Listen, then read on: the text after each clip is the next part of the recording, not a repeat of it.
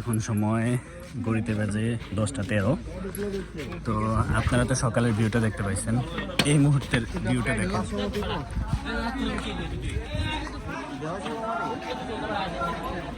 কি পরিমাণে লোক এসেছে এই জায়গায়, যেহেতু আজকে অফ ডে।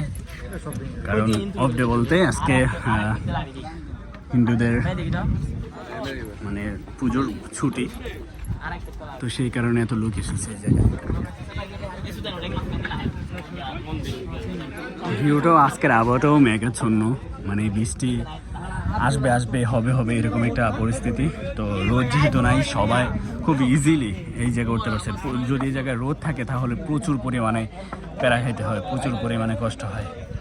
তো এই কারণে অনেক লোক এসেছে। আসলে আমি এর আগে দুবার এসেছি যন্ত্রণাতে, এত লোক আমি দেখি নাই, প্রচুর পরিমাণে লোক।